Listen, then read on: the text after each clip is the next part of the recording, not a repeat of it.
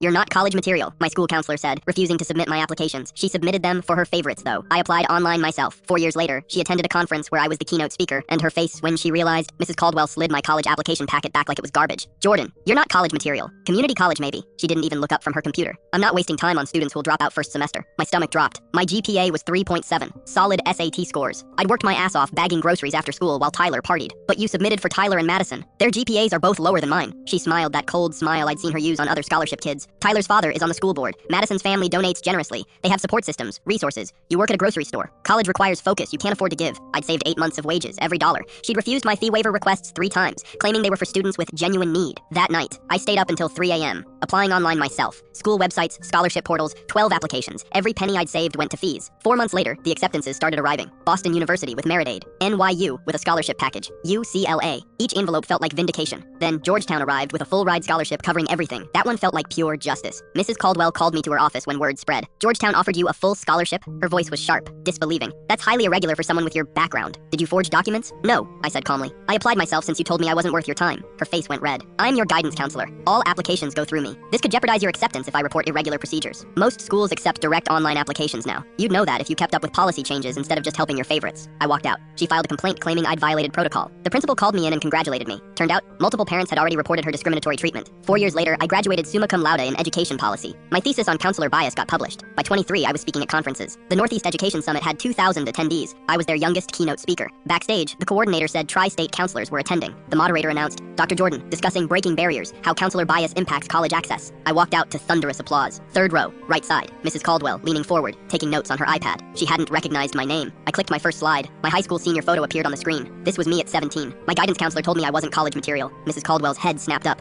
Color drained from her face. She refused to submit my applications. Said I'd waste her time. She submitted for students whose parents donated, whose families sat on the board. Kids like me, working to save for fees, weren't worth her effort. I paused. People glanced at her row. That counselor taught me the most valuable lesson. Gatekeepers exist at every level. Sometimes you open the gates yourself. The presentation lasted 45 minutes. I shared data and research, but kept returning to my story. The grocery store, the denied waivers, the board connections, never saying her name but making every detail unmistakable. During the Q&A, someone in the back raised their hand. Dr. Harper, what happened to that counselor? I smiled. She's actually here today. In this audience, learning, I hope, about the students she failed. Every head in that auditorium turned, scanning the rows. Mrs. Caldwell grabbed her bag and bolted. She literally ran up the aisle toward the exit while 2,000 people watched in stunned silence. Afterward, my inbox exploded. 73 counselors emailed. 42 apologized for their own biases, but the best email came from a student. My counselor said I wasn't college material too, but I'm applying anyway. That student got into a decent college with a full ride. I wrote her letter myself. Mrs. Caldwell retired next semester. Health reasons. But 3 former students reached out afterward. Each had a story identical to mine. Each succeeded despite her. Last month, she sent a LinkedIn request. I'm sorry, I was wrong about you. I stared at it, then clicked decline.